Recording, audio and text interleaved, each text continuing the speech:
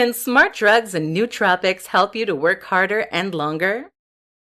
Smart drugs, also known as nootropics, are supplements, medications, and even nutrients that can provide some kind of cognitive benefit.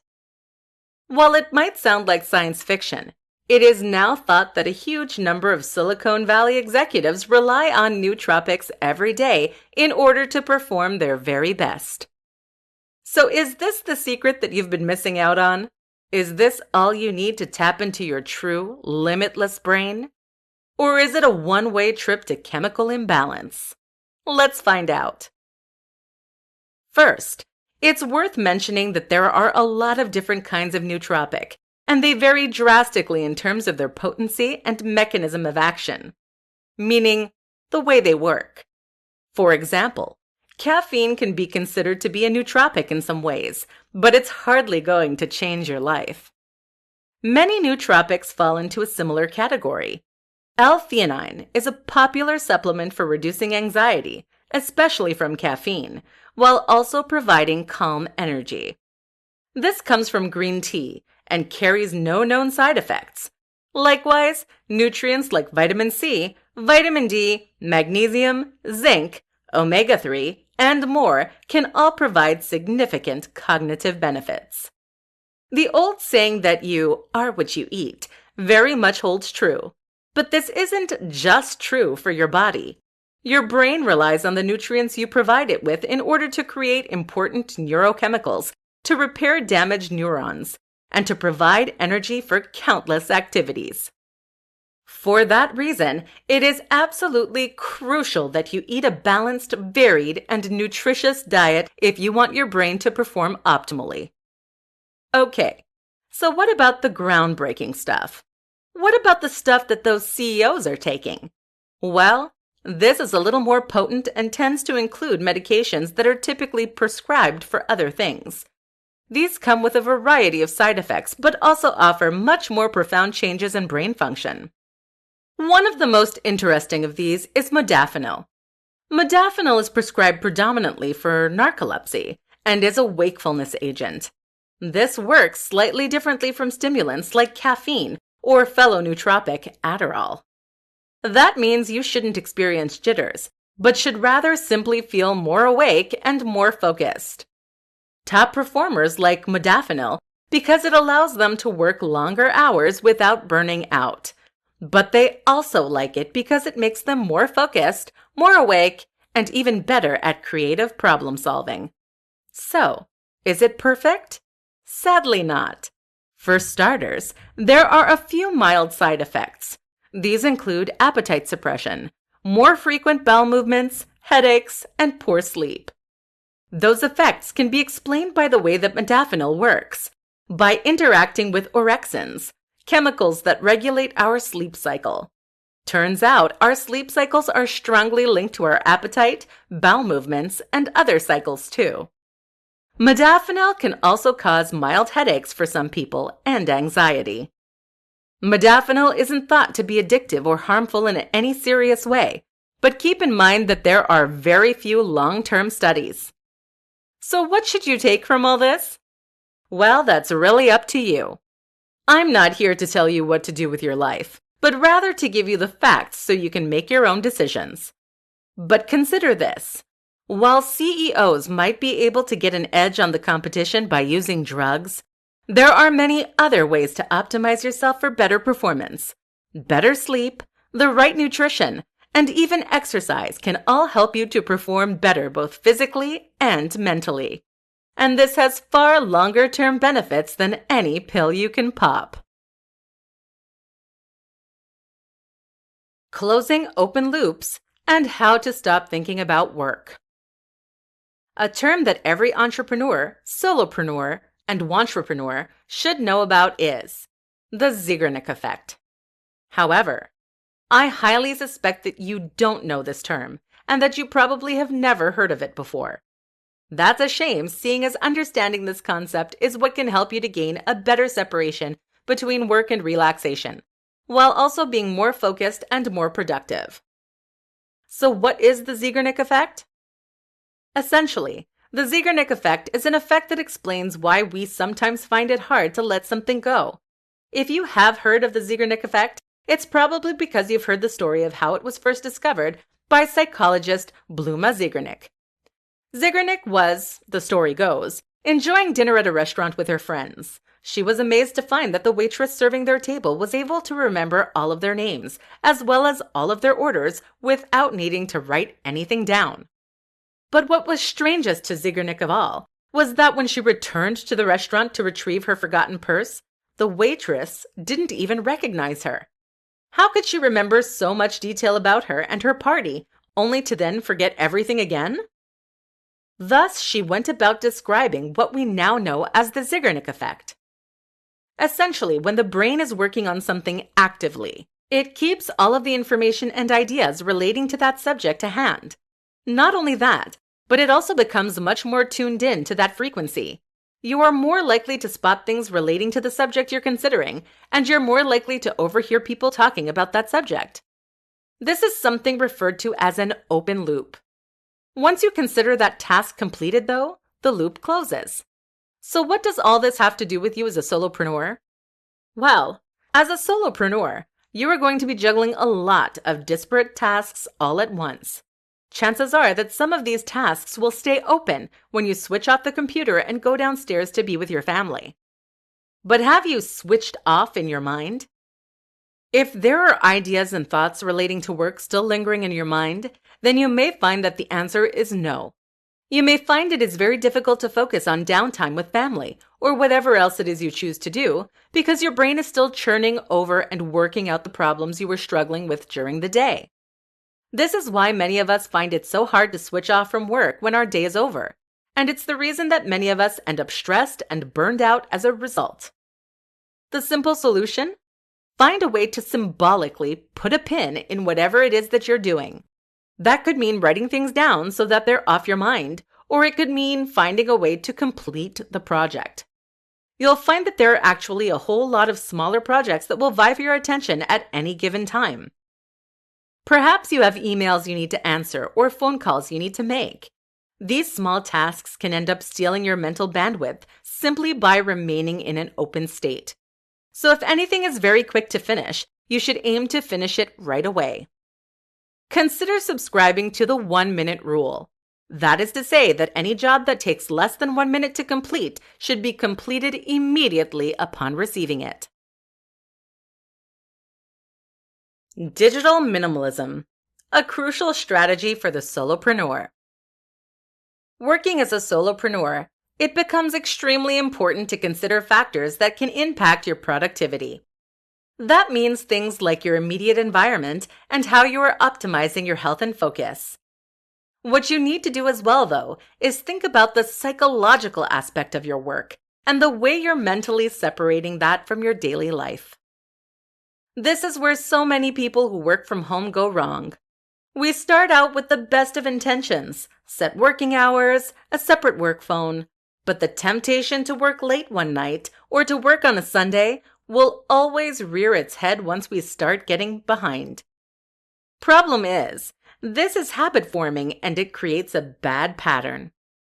This is especially true if you work late on a weekday, as you'll then have less energy to work again on the next weekday, and that in turn will mean you're tired and lethargic and unproductive, meaning there's a good chance you'll be tempted to work late again. As we'll see later, sleep should be considered sacred if you work from home, and for everyone for that matter.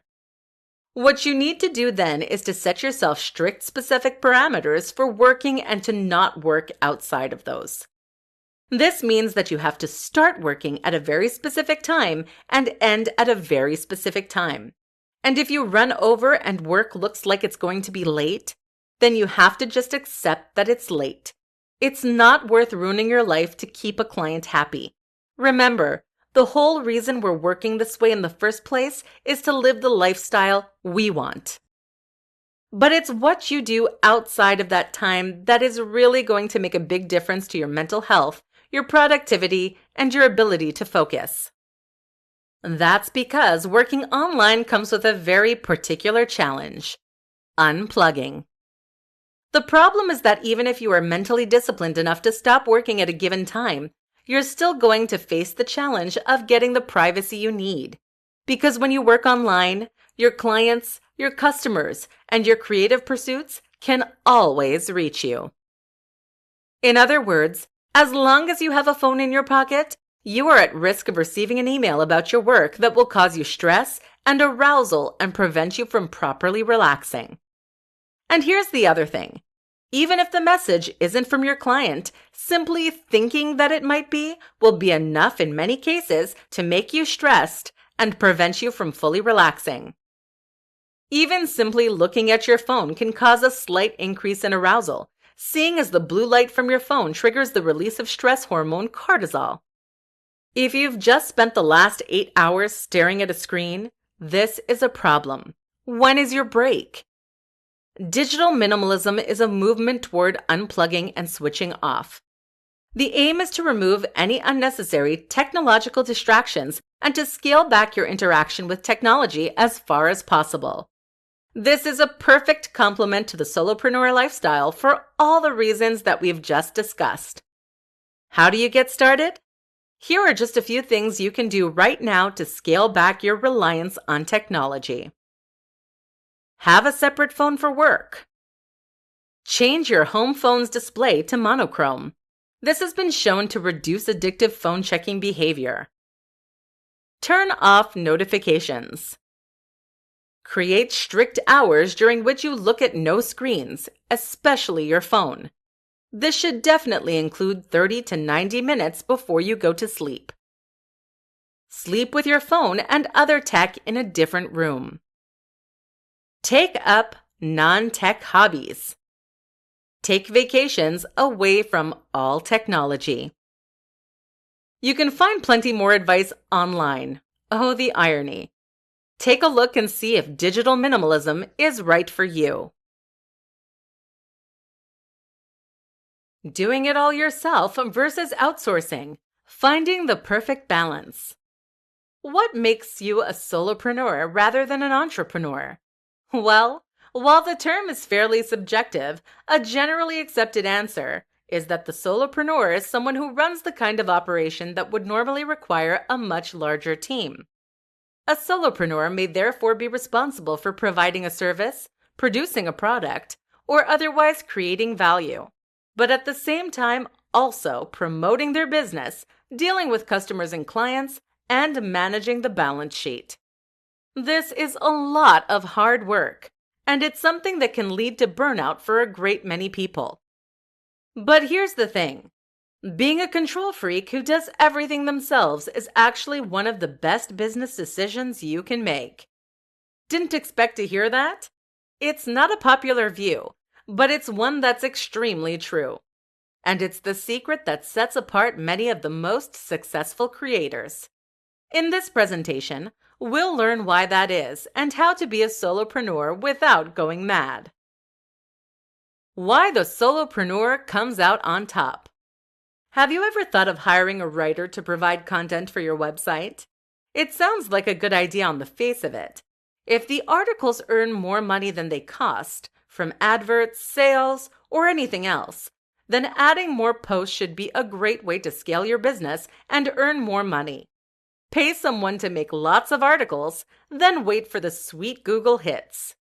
It sounds good on paper, but here's the thing. Getting lots of hits on Google is not how you make the big money online. How do you make the big money online? You create a following. You build a loyal fan base. You build something that is unique and exciting, something that provides real value, and something that no one else can offer. There are thousands of fitness websites out there, but there are only a few that are able to sell courses for hundreds of dollars and have people queuing up to get them. Guess what? Those successful sites aren't the ones that post generic content about getting abs by cutting calories. They're the ones exposing new and unique ways to train, to push human performance, or to express the human body. If you hire a writer, you won't get that. Why? Because unless the writer is an expert in health and fitness, they will have no option but to rehash content they find elsewhere online. That means the content will be generic and derivative by definition. Even if they do know about fitness, they're unlikely to share their groundbreaking theories or revelations with you for a small fee. They'll save that for their own website. The same goes for designing a website, for creating merchandise, or for making graphics. You need to have a distinct visual style that will set your content apart and make you instantly recognizable. This should sell the emotions that you want people to feel when they interact with your brand. The only way to accomplish this is to create things yourself. That way, you are bringing to life the vision of one person. This also works for a small team, and that passion will come across to the users. The fine line. So, does that mean you can never outsource? Of course not. It means that you never outsource things that A, you can do yourself, and B, that provide the core value of what you're offering. Outsourcing menial tasks like outreach, link building, etc. is acceptable. Likewise, you can even outsource aspects of your life outside of your business. How about using a VAS to book your next holiday? But if it is integral to the style, message, and value of your brand, do it yourself. That is your advantage as a solopreneur. How a change of scene can provide a cognitive refresh. One of the biggest challenges for anyone who works online is managing to stay productive and efficient without the external pressure of a boss breathing down their neck. This is combined with the negative influence of having all your favorite things surrounding you at any given time. Then there's the fact that you're probably going to be interrupted repeatedly by friends and family. Or how about the challenge of switching off from work once you've finished, given that you actually work and live in the same environment? If any of these things sound familiar, then stay tuned. We're going to discuss one of the most effective solutions and one of the best ways to upgrade your productivity working online. Working from home doesn't have to mean working from home. Working from home actually means working not in the office. This in turn means you can be productive anywhere and actually enhance your focus and creativity. Just taking a laptop out with you and working in local coffee shops or libraries. This has a lot of advantages as compared with working from an office in your own home. For starters, when you work in a coffee shop, you get to leave the house. This is important because it psychologically separates your work life from your home life and makes it that little bit easier for you to switch off when you get home. At the same time, it also means you'll be taking some steps. Remember, it is recommended that we take at least 10,000 steps a day, and failing to do so is bad for your heart, leading to a shorter life and causes obesity and back problems. Another benefit is that this way you also get to meet people. Again, this is quite an important point because spending all your time at home on your own can leave you feeling restless. By heading out to a coffee shop, on the other hand, you will get to at least be around other people who are working, and you'll get to interact with the baristas who work there. If you want to go one step further, you can also look into a shared workspace. There are lots of these kinds of initiatives around these days, and especially in larger towns. Not only do these then offer you the chance to get out of the house, but you'll also get to spend time with people who are there doing something similar to you. This creates networking opportunities and furthermore means the working environment will be entirely geared towards the kind of work you're doing. That means you'll get good Wi-Fi and peace and quiet is standard. Some shared workspaces even give you your own landline and P.O. box. There are other options for where you want to work too. For instance, you could always head to a quiet pub or even a bar, or you could sit outside when the weather is nice. Sitting outside is of course great from a health perspective, but unfortunately it's somewhat lacking in terms of practicality and convenience. To do this well, you'll need to contend with glare on the screen, the lack of somewhere to sit and prop your laptop, bugs, dirt, grass, and no power or Wi-Fi. Still though, Perhaps there's somewhere near you that accounts for all this. Maybe you have a bar with some outside seating that's quiet during the day and faces the beach. The world is your oyster when you work from home. Imagine what it might feel like to be kicking back in a comfortable hammock, watching the waves roll or looking at a local landmark, sipping delicious coffee and feeling stimulated by your environment instead of stifled. Meanwhile, all your friends and family are stuck in stifled offices. The kicker? You'll do your very best work this way. What many people don't realize is just how profoundly our environment can affect our state of mind and thus enhance focus, creativity, and motivation. A change is as good as a break. Get out there and mix it up.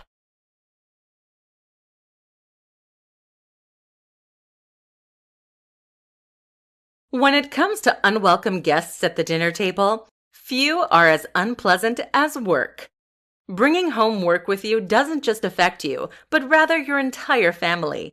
Your children won't have the full attention of their mom or dad, and you'll be far more likely to make silly mistakes or to stomp around the house in a bad mood. The irony?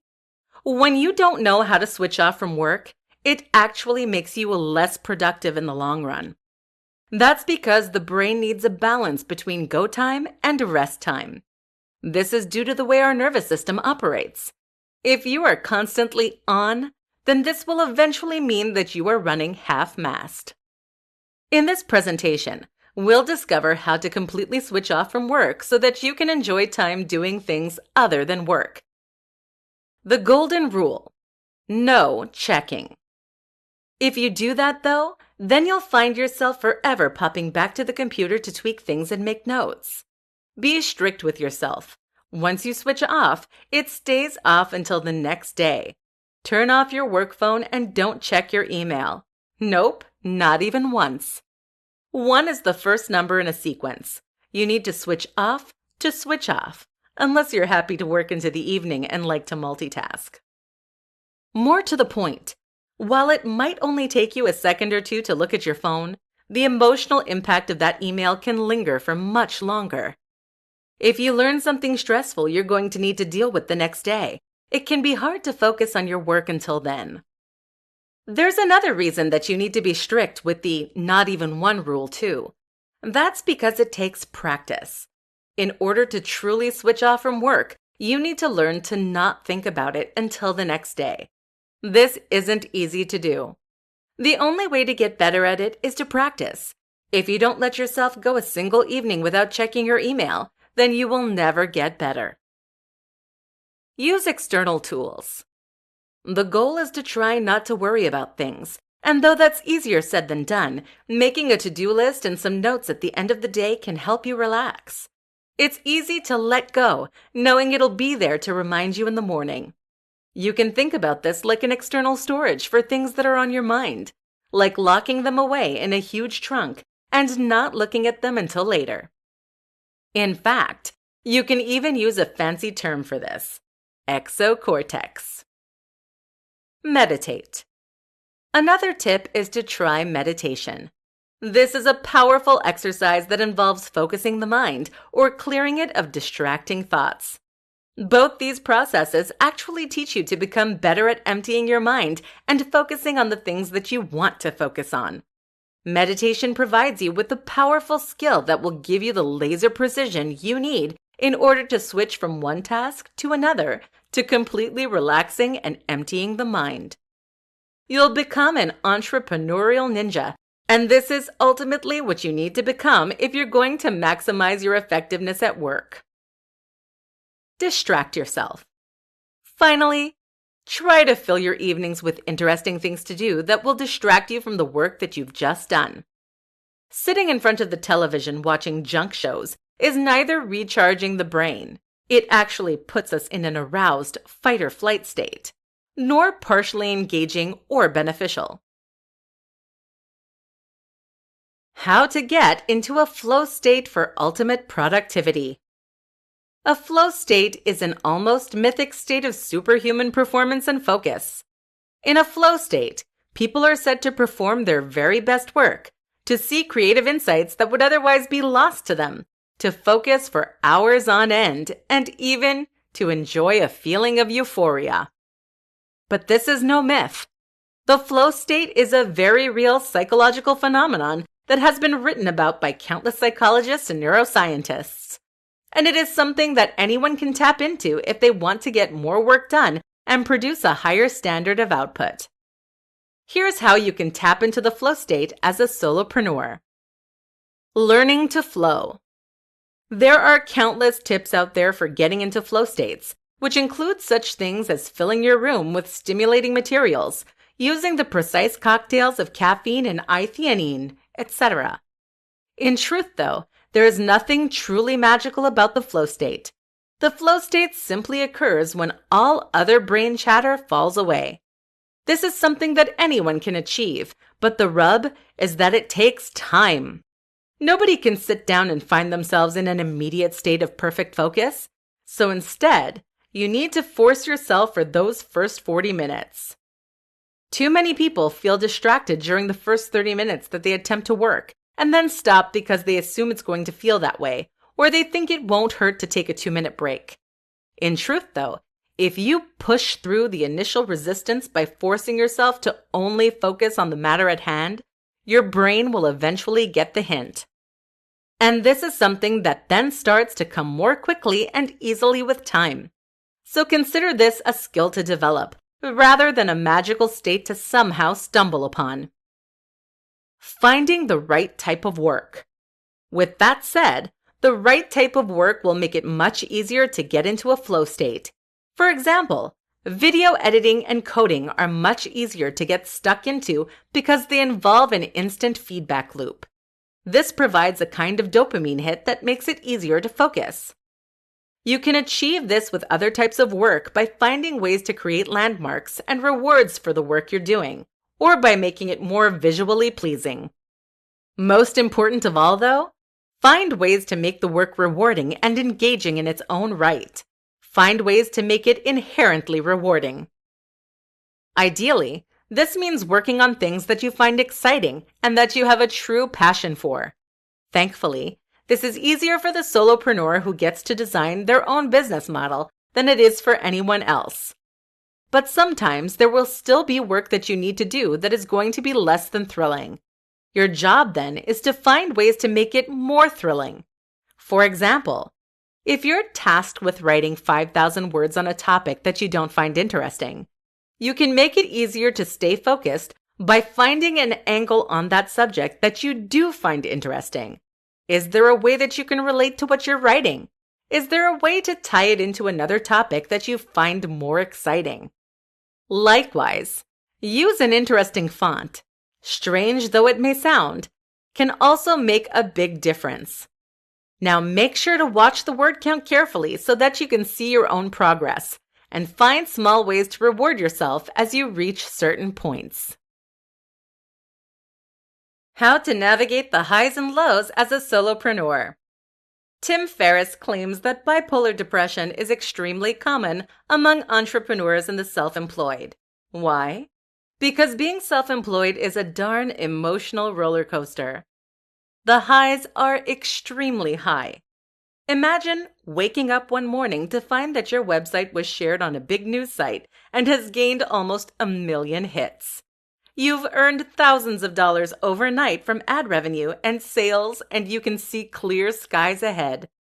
Imagine being asked to give an interview with a prominent media outlet to talk about your success.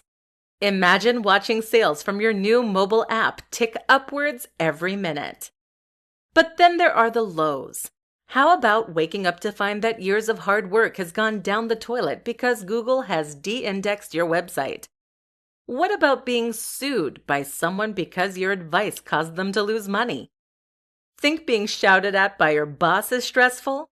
How about being shouted at by 10 angry clients or 300 angry customers who just downloaded your app? And here's the difference between working for someone versus working for yourself. When you work for someone else and you have an unproductive day, you still get paid. When you work for yourself and you have an unproductive day, you get nothing. Have a bad month? You still get nothing. That's another thing. Working for yourself is highly volatile and unpredictable, and that's why some people refer to bipolar depression as the entrepreneur's disease. And on the flip side of this, your clients won't respect that your home time is your home time. They'll think nothing of emailing you at 5 a.m. in the morning on a Sunday to tell you the work you handed in 3 days ago was rubbish. And you'll have the same problem. You'll always be tempted to finish a little early on a Friday or to work a little late on a Wednesday. Goodbye body clock. Goodbye healthy sleep. Goodbye good quality work. Working from home gives you freedom, and that freedom can give you the option to become incredibly healthy, happy, and effective. At the same time, though, freedom also comes with responsibility. Fail to manage that time well, and it can all go wrong. So how do you navigate the highs and lows? How do you stay emotionally hardy and resilient? How do you maintain the strength of character to weather the storms? Because here's the thing, sunshine. Your ability to stay strong during these tough times is what will define you as a successful entrepreneur. That character trait is the predominant difference between highly successful business owners and those that sink under the weight of responsibility. First, you practice developing mental toughness.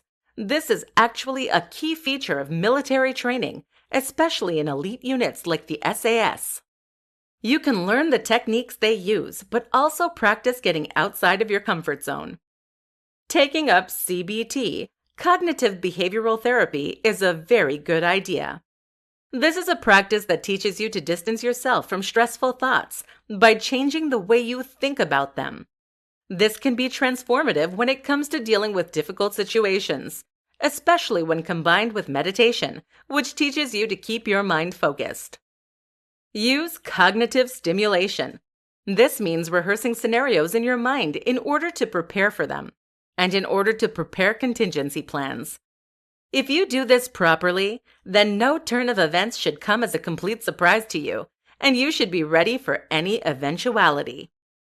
Follow these tips and you'll find it's possible to stay sane even as things don't seem to be going well around you. Who else will hold everything together if you go to pieces too? How to use to-do lists and other external tools to remove mental baggage. Being a solopreneur means juggling a lot of balls and being fully responsible for an entire business. Even with a good balance of clients and no unreal expectations, you'll still likely find that things can get out of hand and you can find yourself stressed. When your client messages you at 8 p.m. on a Friday night saying that the work you did for them isn't very good, how can you possibly ignore it? Likewise, when it turns out the software update you released to your customers had a major bug in it on Friday night, again, what can you do?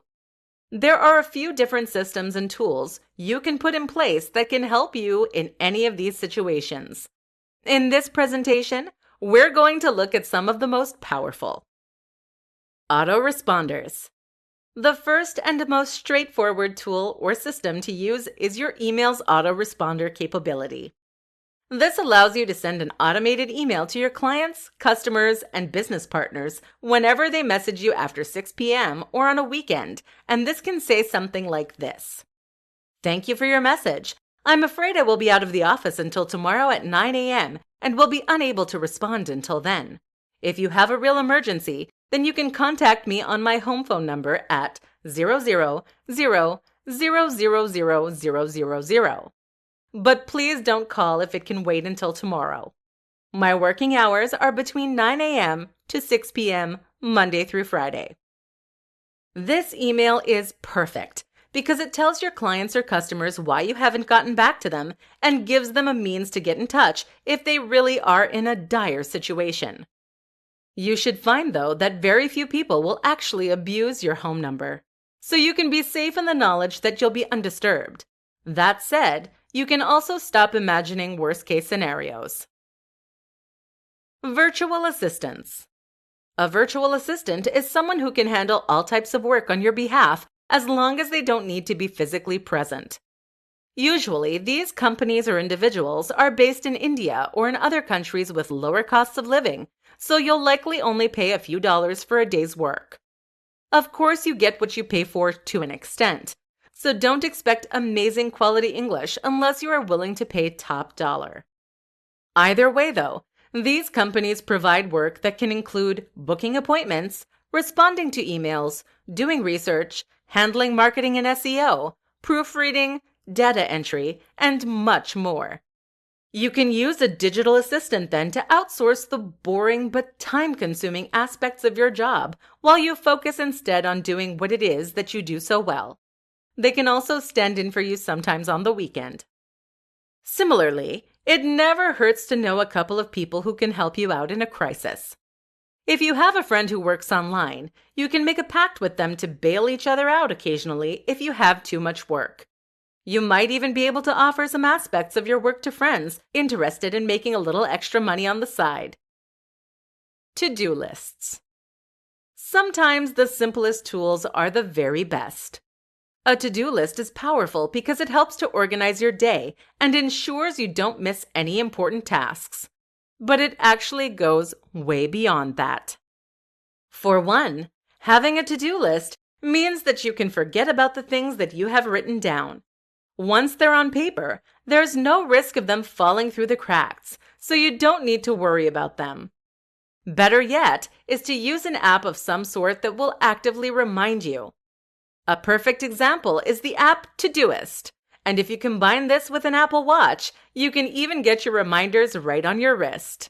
Let your wrist worry about it, so you don't have to. How to work productively on a sleep deficit. When you don't have enough sleep, your body goes into a kind of shocked state. It knows something is wrong and that something that it needs is lacking. As such, it will try to encourage you to get back to bed as soon as you can, and it achieves this by putting you into fight or flight. This is why one of the worst things you can do is to stress about not having enough sleep. You're just piling stress on top of stress. But in order to achieve homeostasis, the calm neutral state that the body enters when everything is fine, you need to make sure that you are well rested. And this is important because stress is incredibly bad for your health and productivity. Chronic stress redirects blood and energy away from our digestive systems and our immune systems. It also raises our heart rates and thickens our blood, making us more likely to have a heart attack or stroke even. And this can even damage your creativity.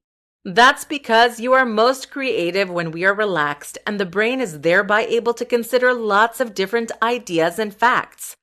When we are stressed, we go into a state of tunnel vision and can often only focus on one thing at a time.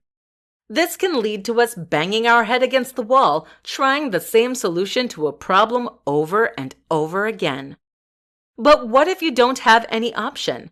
What if you're a new parent or you're jet-lagged? How do you get productive even then? Reduce cortisol. The first aim should be to reduce stress. We do this initially by doing anything we can to lower stress hormones like cortisol. First, stop stressing about how little sleep you got. This creates a vicious cycle that ends with you in an exhausted heap. Next, restore your blood sugar. This also contributes to stress, but you can fix it by consuming slow-release complex carbohydrates. A good example is oatmeal. You can also try supplements. Phosphatidylserine is a fantastic supplement that naturally raises serotonin while lowering cortisol. 2 more tips. If you have the option to nap, take it. This can help to undo some of the damage caused by missing sleep. And finally, try to focus on tasks that don't require creativity or problem solving. Instead, aim for zombie tasks, like answering emails.